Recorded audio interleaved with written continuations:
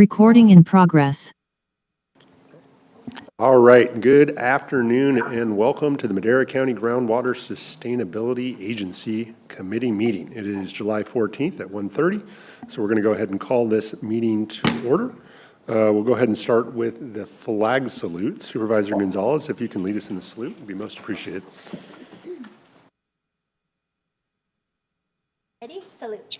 I pledge allegiance to the flag of the United States of America and to the republic for which it stands, one nation, under God, indivisible, with liberty and justice for all. Excellent tempo. We're going to go ahead and move on to public comments. This is an opportunity for public comments on items not listed on the agenda, and it is also a place to suggest future topics for the meeting. Comments can be 5 minutes or less. Do we have any public comment this afternoon? Any online?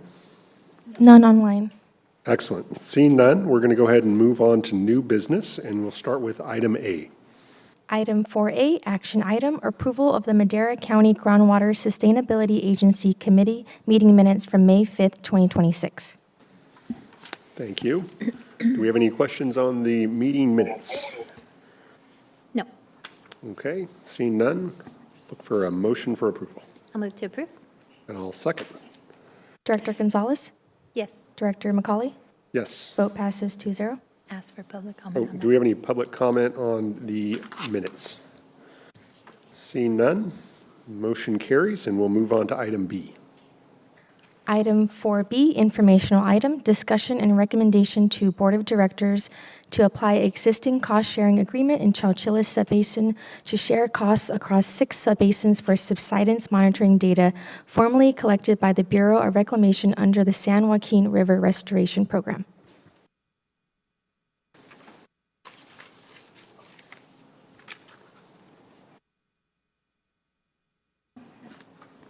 Good afternoon.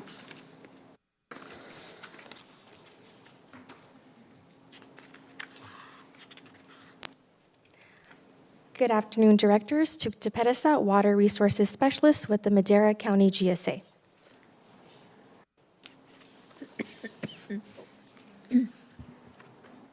I wanted to preface that this informational item was brought to the Chowchilla GSP Advisory Committee on June 17th and was approved to move forward for discussion with each of the groundwater sustainability agencies, GSAs, within the Chowchilla Subbasin to receive feedback and direction. For background, the U.S. Bureau of Reclamation conducted subsidence monitoring under the San Joaquin River Restoration Program biannually each July and December, beginning in 2011. In early 2026, during subsidence data compilation for the annual reports, subconsultants Ludorf and Scalmanini, LSCE, were informed by the Bureau of Reclamation that due to federal funding constraints, it would no longer continue subsidence data collection. The Chowchilla Subbasin GSAs met with the Department of Water Resources, DWR, to explore whether DWR could assume responsibility for the monitoring, but DWR has indicated they are not interested in supporting or coordinating future ground-based measurements. So why does this data matter? This data had served as the primary data source for evaluating the subsidence sustainable management criteria, SMC, in several subbasins. The discontinuation of this data set directly affects the ability of the GSAs to comply with the Sustainable Groundwater Management Act, SGMA, because SGMA requires the GSAs to monitor land subsidence and report on subsidence conditions and trends in the annual reports, as well as the 5-year Groundwater Sustainability Plan, GSP updates that are submitted to DWR. Provost and Pritchard, P&P, were willing to provide this service and submitted a proposal. As mentioned, several other subbasins also rely on this data for their monitoring and reporting, so we will not be shouldering the entire cost and are dividing it by 6 subbasins, which include Delta Mendota, Westside, Merced, Madera, Kings, and Chowchilla. The overall cost of approximately $127,000 will be split equally across these 6 subbasins, and the cost per subbasin will be around $21,000. The Chowchilla Subbasin will use its existing cost-share agreement to split the cost of the $21,000 by acreage among the 4 GSAs, which are the Madera County GSA, Merced County GSA, Chowchilla Water District GSA, CWD, and Triangle T Water District GSA, TTWD. CWD GSA will be the holder for this contract for the Chowchilla Subbasin. This amount will cover the cost to collect and generate data for the July 2026 dataset. The scope of services include preparing the field plan and delegating field tasks, performing field surveys of the benchmarks, downloading the data and supporting documentation, processing the baseline data and preparing a memo with the methodology, and submitting the results to the 6 subbasins. Staff recommends approval to the Board of Directors to use the existing cost-share agreement in the Chowchilla Subbasin to divide costs across 6 subbasins for subsidence monitoring. That concludes my presentation. Open to questions and feedback. Excellent. Thank you, Tupta. Any questions in regards to the cost-sharing agreement? No. Okay. Seeing no questions, we'll look to the public for any comments or questions they may have. Seeing none, we'll bring it back. I do believe this is an action item, correct? A nod of direction would be useful. It does not need a vote. Okay, excellent. Do we have direction to move forward? We're good? Perfect. Okay. With that, we're going to move to item C. Item 4C, action item, consider and recommend to Board of Directors adoption of a transfer of appropriations to reimburse the general fund. Excuse me. Good afternoon, Board of Directors. My name is Nayeli Chavez, Senior Analyst with Water and Natural Resource Department, Madera County GSA. Before you today is a transfer of appropriations number 25138 in the amount of $2,044,703 to transfer from the GSA administration fee budget appropriation for contingency account to the OP Trans Out Gen Fund account for fiscal year 2025-2026. The purpose of the TOA is to move funds from one account to another account within a single budget to balance the county GSA budget. The OP Trans Out Fund account did not have sufficient funding to cover the amount needed. With the contingency fund account, it will have enough to cover the difference. Staff recommendation to Board of Directors to approve TOA number 25138 to reimburse the county GSA budget. I am available for questions. Excellent. Thank you. Any questions in regards to the transfer of funds? No. Seeing no questions, do we have any public comment? Seeing no public comment, we'll bring it back to the board for action. Move to approve? Okay, and I'll second. Roll call, please. Director Gonzalez? Yes. Director McCauley? Yes, Vote passes 2-0. thank you for that. Let's go to item D. Item 4D is not an informational item, it is an action item. So item 4D, action item, discussion and recommendation to Board of Directors to adopt a resolution declaring special assessments and the notice of levy of special assessments in the Madera County Groundwater Sustainability Agency, Madera Subbasin, against the real property owned by responsible parties subject to unpaid and past due penalties imposed for excessive groundwater extraction pursuant to California Water Code Section 10732. Discussion and recommendation to Board of Directors to adopt a resolution declaring special assessments and the notice of levy of special assessments in the Madera County Groundwater Sustainability Agency, Chowchilla Subbasin, against the real property owned by responsible parties subject to unpaid and past due penalties imposed for excessive groundwater extraction pursuant to California Water Code Section 10732. This item is not a project within the California Environmental Quality Act, Public Resources Code Section 21,000, and the following, CEQA pursuant to Section 15378B4 and 15378B5 of the state CEQA guidelines, because the confirmation of penalties and the direction that corresponding special assessments be entered on the tax roll for collection constitute government fiscal activities that do not involve any commitment to any specific project that may result in a potentially significant physical impact on the environment environment and are administrative activities of government that will not result in direct or indirect physical changes in the environment. Okay. Good afternoon, Directors. Emily Garcia, Senior Administrative Analyst with the County GSA. Before you today are two resolutions declaring special assessments and notice of levy special assessments for both the Madera and Chowchilla subbasins for unpaid penalties.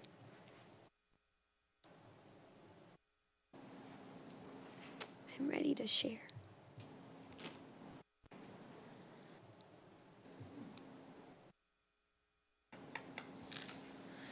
Alrighty. Here's a quick recap of allocations and penalties. We all know there are allocations for irrigated acres in the Madera, Chowchilla, and Delta Mendota subbasins, with penalties in place for using water over the farm unit allocation, the rate beginning at $100 per acre foot of excess groundwater, and then it increases $100 annually, capping out at $500 per acre foot. The two resolutions that we are reviewing today focus on 2024 and 2025 penalties, which are at $200 and $300 per acre foot over the farm unit allocations. Penalty invoices were issued by the Madera County GSAs, and any unpaid penalties have been and will be transferred to the property tax roll for collection. So why are these resolutions needed? Well, pursuant to Resolution 2022-143 and 145, the amount of any unpaid penalty may be presented to the board for adoption, and upon adoption, cause a special assessment to be enrolled on the secured property tax roll. Here's a look at the 2024 penalties across both the Madera and Chowchilla subbasins in terms of billed, paid, and outstanding. Throughout the two subbasins, total billed was about $700,000, of which $697,000 were paid, leaving $4,800 in penalties left as outstanding in the Madera subbasin. These APNs did not make the direct payment to the county GSAs and did not pay through the property tax roll as well, so they will be receiving a notice of levy of special assessment. Now looking at 2025 penalties, across both subbasins, total billed was about 1.7 million billed, and only about half was paid, leaving a total outstanding of $892,000 throughout the two subbasins. These penalties did not make the payment directly when the invoices went out to the Madera County GSAs, and therefore they will be receiving both a notice of levy of special assessment and that special assessment to be enrolled on the secured property tax roll. So staff recommendation is to recommend to the Board of Directors to adopt both these resolutions, declaring special assessments and the notice of levy of special assessments for the Madera and Chowchilla subbasins for the unpaid penalties. That concludes, and I'm happy to take your questions. Excellent. Thank you. Any questions? I'm just curious. For the 2024 and 2025, are they the same parcels, or are they very different? Can you elaborate a little bit on that? Or I know maybe it doesn't matter, but. There are definitely some repeat offenders, and then this 2025 penalties has a much larger group, though. Yep, okay. And then with the 2025 group, do we have a sense of how many property owners are outstanding? Is it just a handful, or is it like a lot of small property owners? For 2025 unpaid penalties in the Madera subbasin, if you can share, but the $649,000 that is outstanding consists of 65 parcel numbers. And in Chowchilla, the $242,000 that is outstanding consists of 15 APNs. Okay. But some of those APNs could be common ownership, correct? Okay, just want to make sure, clear. And then, I know this is kind of a new process for us, so one, I just want to make sure that we're coordinating with tax collector's office and perhaps looking to our public works department and for some resources. They've gone through this process before, just want to make sure that we do it appropriately. And then, you know, beyond that, are we setting up kind of a schedule? You know, obviously, we're seeing 24 and 25 at the same time. I think part of that is because, again, this is a new process. So is it going to be like 6-month delinquency that we're going to be putting this on the tax roll, or how do we envision this moving forward? We will be placing both the 2024 and 2025 penalties the 2025 penalties will be placed on the property tax roll for collection. The 2024 penalties already were on this previous tax roll collection, and they yet still have not been paid, so they will just be receiving a notice of levy of special assessment. But for penalties, what the typical process is at the beginning of the year, penalty invoices get sent out. They have a period to make that payment directly to the county GSA. And if they don't, then we move forward with the enrollment of the property tax roll. Excellent. Thank you. Any additional questions? Okay. Seeing none, we'll look to the public for any public comment they may have. Coming on up. Afternoon, Mark. Hi, Mark Peters, Madera Subbasin. I support this. I wish you didn't have to do all this work to get the money.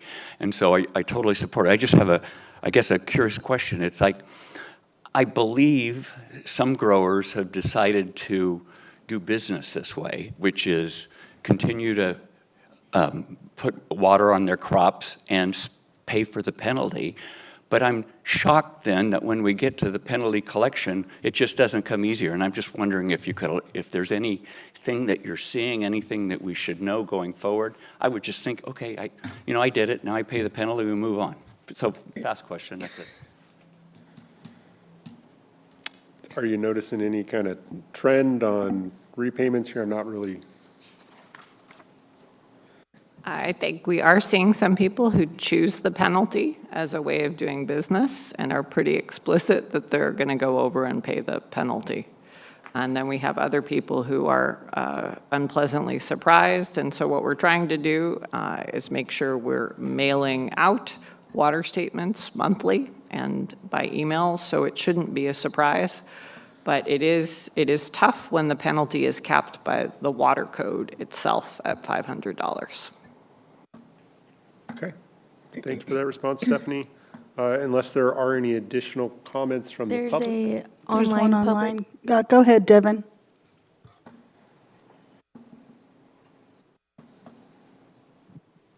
Can you hear us, Devin?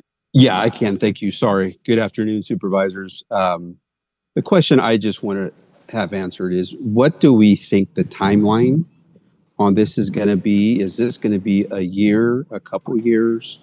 That's kind of my question on, because what my concern is we know that 2026, their water allocations are going down. I think there's going to be more people that get into this situation. So I'm just trying to gauge how long this process will take. Are you asking how long it'll take for us to put it on the tax roll, or how long we're giving people to pay before we move their delinquency onto the tax bill?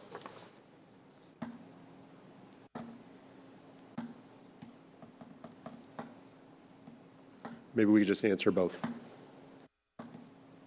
Sorry, I'm That's just, I'm trying to understand the process, how long it's going to take for, if the growers choose not to pay, how long is it that this process may take if we find out that they're just not going to pay? My concern is what's going to happen with the allocation or anything else that if they choose not to act in good faith. So first we direct bill. They get that bill several times. If they don't pay, then we're taking this action where the board can adopt this resolution and they go on property taxes. That is due by August for bills that go out in September. due in December and April. So that is when most likely the property tax bill includes this fee and it would be collected. There are a few that are outstanding, which you saw from 2024, and those are people who did not pay their property taxes at all. So the notice of a lien ensures that the property can't be sold with the existing penalty tied to it. But I do think a number of years can go by where you don't pay your property taxes before the property taxes end up paid by the sale of the property. Sounds about right to me. And I think the tax collector could probably provide some more information around what it takes to do a tax sale. As I understand it, it's about a 5-year process that can restart pretty easily. So lot goes into that. And hopefully we don't have to get to that point with any of these properties. So hopefully that answers that question. Any additional public comment online or in the room? Okay, seeing none, we're going to bring it back to the board for action. I will move to approve. And I will second. Roll call, please. Director Gonzalez? Yes. Director McCauley? Yes, Vote passes 2-0. thank you. Let's move to item E. Item 4E, informational item, update on domestic well mitigation. Good afternoon. I am Jared Weeks, Administrative Services Officer with the Madera County GSA.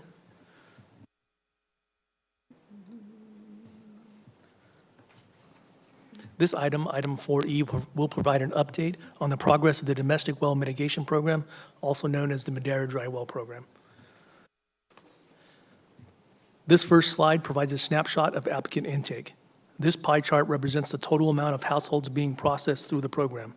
Out of 178 households, 40 have contacted the GSA directly, while 138 have been referred to the GSA through the self-help enterprise. This second pie chart shows the status of the households through the screening process. As you may recall, the applicant must meet certain criteria during the screening process to be determined eligible for the program and before a well assessment is scheduled. A total of 97 applications have met that criteria. 54 failed to meet the criteria and 27 are in progress. The GSA has continued its efforts to partner with the self-help enterprise, not just for applicant intake, but also for supplemental funding for costs above and beyond what this committee and full board have authorized. The GSA has met with self-help and the State Water Resources Control Board on multiple occasions, and during our most recent meeting, we reached a point where the county GSA now feels comfortable moving forward with the creation of a draft memorandum of understanding to formalize our partnership with self-help and detail how supplemental funding will flow. This committee has, through the last adopted program resolution, expanded the list of eligible well components that can be funded by the program up to a maximum of $35,000. In cases where the maximum falls short of actual costs, the MOU will allow self-help to step in and potentially cover that difference. Additionally, language will be drafted so that self-help can assist in funding much larger projects, such as connecting households to an existing community water system, which we know is a much more reliable and safer solution than drilling another well. Of course, in order to receive supplemental funding from self-help, the applicant will have to meet both organizations' eligibility criteria. This last slide is an update on the GSP fee, which currently sits at $59 per irrigated acre. As you may remember, the approved fiscal year 26-27 budget includes a placeholder for the GSP fee in an amount just under $4.5 million. Resolution 2025-67 requires the county GSA to review the GSP fee annually to determine if the amount of the fee aligns with program cost. The county GSA would conduct an analysis to determine if the amount of the GSP fee is sufficient once a full year of program implementation has been completed, and more importantly, once a period of peak demand has come to an end. This information we will receive during this time will assist the GSA in determining and setting a GSP fee that aligns with the current conditions and reflects only the actual cost of the program. Once this analysis is completed, the GSA intends to present this information to this committee sometime around December 2026 with recommendations to determine whether or not a policy to require reserve funds for this program is needed, and if so, in what amount. Additionally, this review, once completed, may change the amount of the fee. The results of this study will determine if an amended April tax bill will be required, or if the GSA can simply suspend the current year's GSP fee and pick it back up in 27-28 if needed. And that concludes my presentation. I'd be happy to answer any questions. Thank you for the presentation, Jared. I'd just say that I'd really like to see that in December, because I won't see it in January, so please. Yes, sir. And then I have a question in regards to those that were not eligible. Did we see a trend in those applications as to why they were being denied? So the trend that we are seeing is either they are outside the GSA or they just need the pump lowered. They just need a what? I'm sorry, repeat that? They are either outside the GSA or they just need the pump to be lowered. And we will not cover that. Okay. All right. Any questions for you, Supervisor? Okay, seeing no questions, we'll look to the public for any public comment they may have.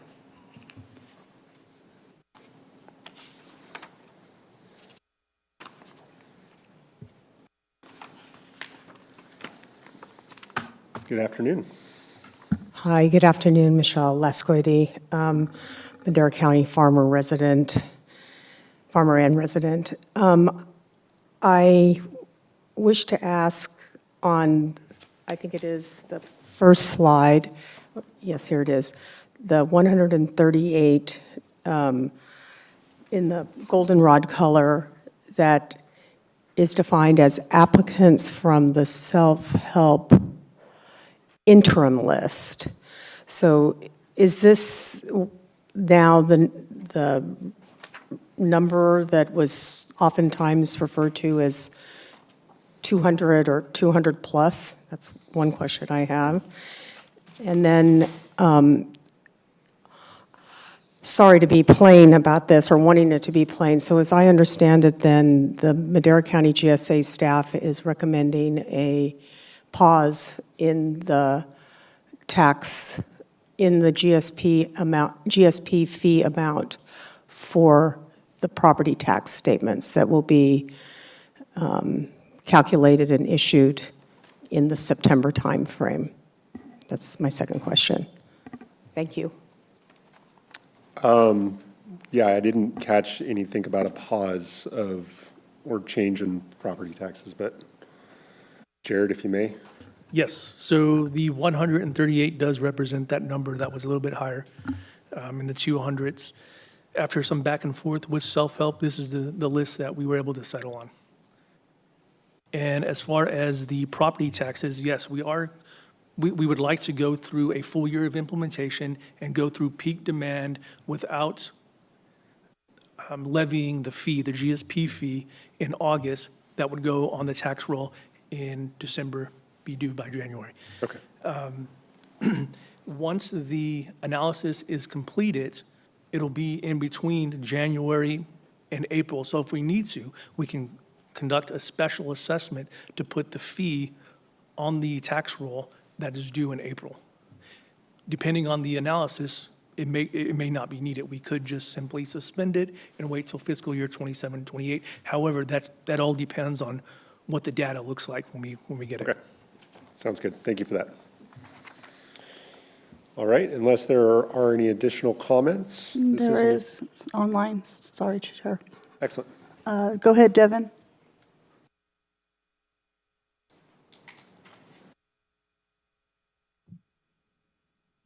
Devin Avilas, Agro Cooperative. Thank you, supervisors, for allowing me to make this comment. I appreciate what the GSA is considering, and I think the special assessment, if necessary, holding off until April would be very much appreciated by many growers. So thank you for that. That's all I have to say. Thank you.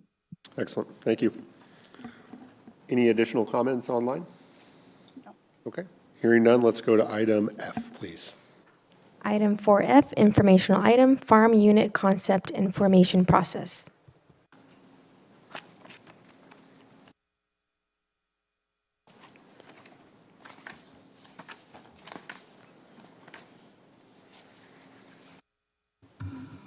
Good afternoon, directors. Stephanie and Agneson, Director of Water and Natural Resource. Here for a short informational update, sharing some ideas that we've had regarding farm units from growers. First, a bit of background about the farm unit concept. You'll recall in 2018 through 2020, there was an advisory committee for the GSPs developed in Madera, Chowchilla, and Delta Mendota. That resulted in Resolution 2021-66 at the end of 2020 that basically introduced this idea of a farm unit where you could group land that was owned or managed or operated together within a zone, and that would really bring flexibility and mimic real-world conditions. We originally grouped farm units based on data from the assessor's office with common contact information, and we did a dry run with farm units and allocations in 2021 and 2022. And the original farm units had land that was determined to be irrigated within this specific time period between 2015 to 2021. There are some practical details about how farm units work. They are fixed for the calendar year, which is the same year that we run allocations. They can be adjusted at the end of the calendar year in January, February, March. We typically have conversations with people about how they might want to adjust their farm unit. There is a requirement that they use only one measurement method within it, so whoever is blending farm units has to decide what method they're going to use. At this moment, those methods would be calibrated meters or Watch. And then last year we went through a process where we adopted formally this idea of volumetric apportionment. And really what that means is that although growers are able to manage their water, if they choose to on the farm unit scale, we track on the parcel level scale. Why? Because we have to be able to figure out where the penalties go to put them attached to a specific parcel. So the way that we track is if you're using less than the allocation, then there's carryover that's associated with the parcel, and if you're using more, there's the penalty associated. But before we levy penalties, we look at the entire farm unit to see if you're really over. So the assumptions before I go through a couple scenarios are basically, if you have an agreement in place between landowners, it could be a lease agreement or any other agreement, we can follow that agreement if you share it with us, and it's straightforward. If there's no agreement in place, we default to what are standard farm unit rules, and that means that groundwater is shared at the farm unit level, but penalty and carryover are tracked volumetrically at this APN level on the back end. All right, so we're going to walk through 3 scenarios. This is the first one and probably the simplest. And just to make the math simple, I used 2027 allocations in the Madera subbasin, which are about 2 acre feet per acre. And we're looking at 2 farms, Farm A and Farm B. They're both in the same farm unit zone. Farm A is 100 acres. It's very recently fallowed, so theoretically has no water use, no evapotranspiration of applied water or ETAW. It has no carryover, and I'm just gonna kind of make a caveat. It says no recharge potential, and really what that means is it's not near a water source, so if water became legally available, it has no ability to take it because it's just not near water. So if it's 100 acres and the allocation is 2 acre feet per acre, that allocation is 200 acre feet in 2027. Farm B, twice as big, 200 acres. It's planted, same conditions though. It doesn't have carryover or recharge. And 200 acres would be 400 acre feet in 2027. So you can see if Farm A and Farm B joined together in a farm unit, provided us with a lease agreement or any other agreement, it would be 300 acres total, 200 acres would be irrigated, and the allocation would be 600 acre feet of evapotranspiration of applied water. So this is one thing that we're seeing with people partnering with their irrigated acres and something that has been recently taken out of production. Scenario 2. So this is a little bit different. In both of these, Farm A and Farm B are 100 acres each, and they're both planted, but Farm A goes over the allocation of 200 acre-feet by 40 acre-feet, and Farm B is under the allocation, so they have 40 acre-feet to carry over. So if this is a farm unit following our traditional rules, the standard farm unit rules, there would be no penalty. However, if there was an agreement in place, and some people do have this sort of thing, that tied the penalty to specific APNs, we could in fact give the credit for carryover to the acres in Farm B and the penalty to the acres in Farm A, and they could remain a farm unit. So there's some options there. It just depends on what agreement people have in place. And lastly, unfortunately, the most complicated one, but I think it illustrates a couple key features of farm units.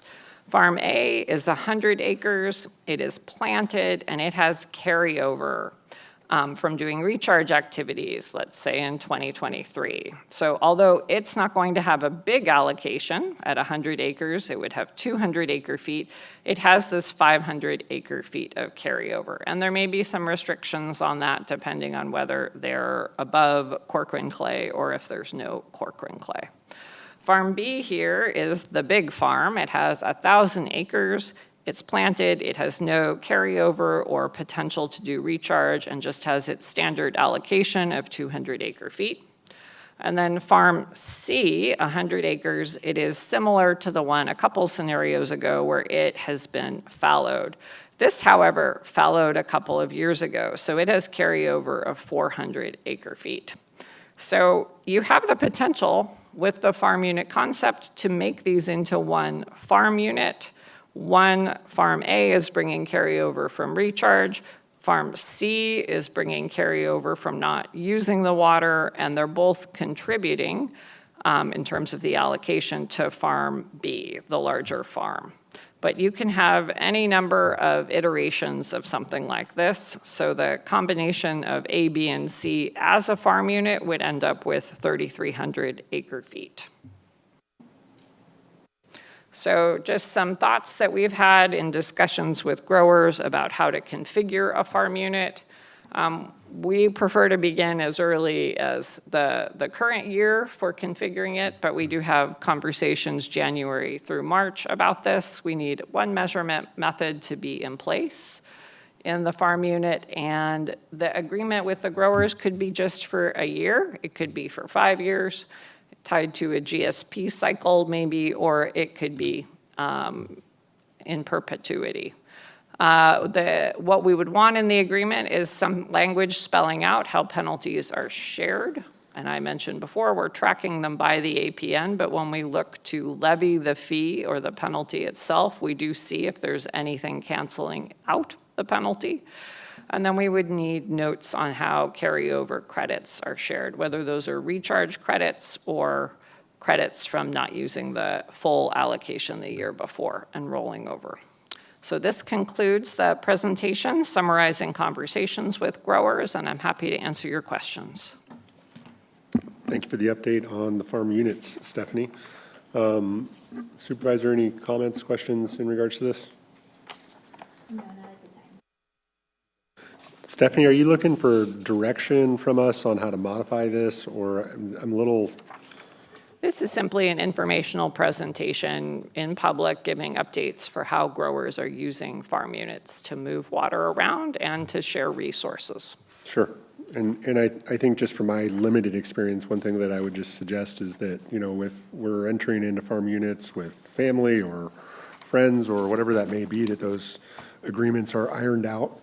So that way we don't have any complications at the back end when there's, you know, a carryover or, you know, a penalty associated with one of those APNs. So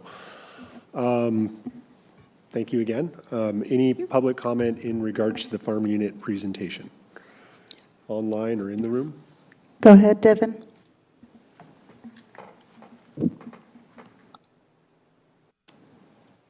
Devin Avila, Sagarol Cooperative. Thank you, supervisors and Stephanie, for allowing me to make some comments. The question that I have, or just a comment, has the GSA considered, I know we have problems more subsidence on the west side But on the east side, has there been any considerations related to the possibility of the being able to make farm unit zones between the north and the south? That is my question. I know that's not been allowed in the past, and that's part of the resolution. Has there been any discussion on any potential changes to that? Thank you. We could discuss at a future meeting. Okay. One All more. right. Go ahead, Larkin.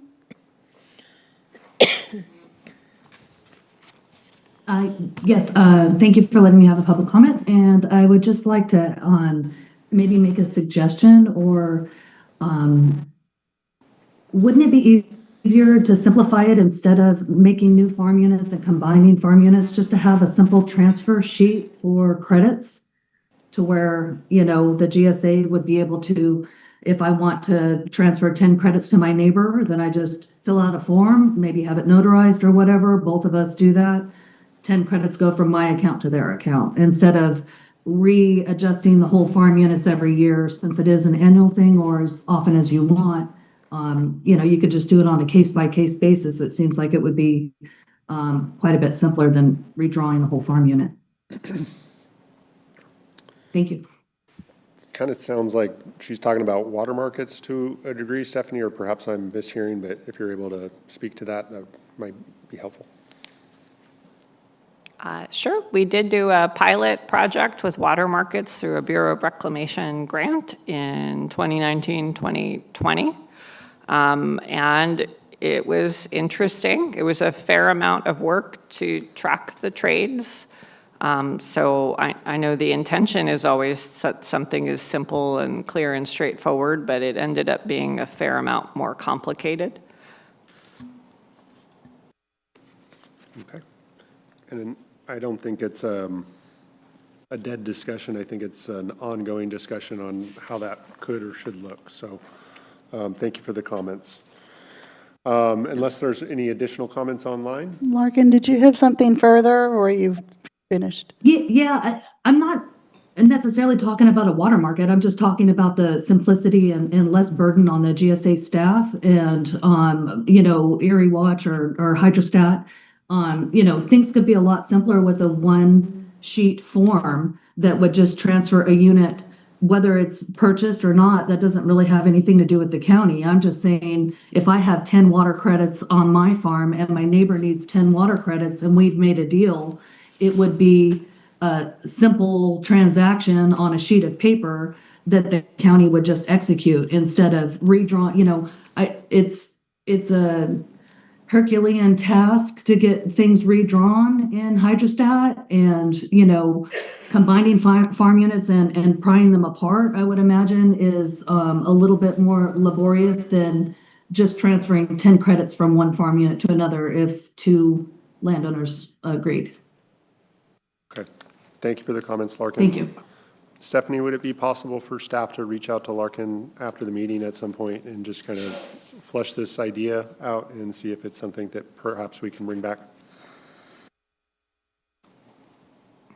Sure. Happy to do that. Thank you. Okay. Any additional comments online? No. Okay. Seeing none, we're going to move on to Director's Report, and we'll start with item A.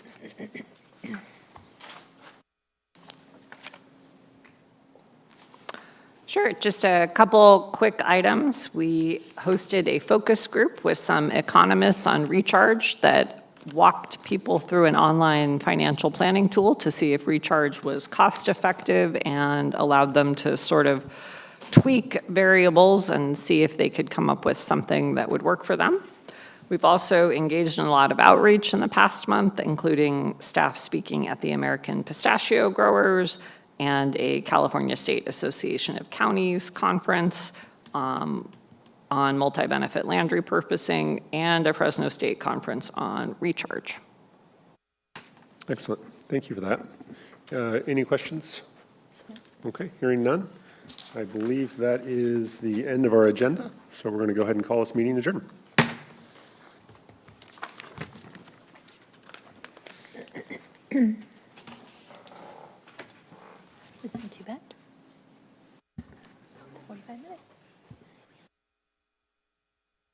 Recording stopped.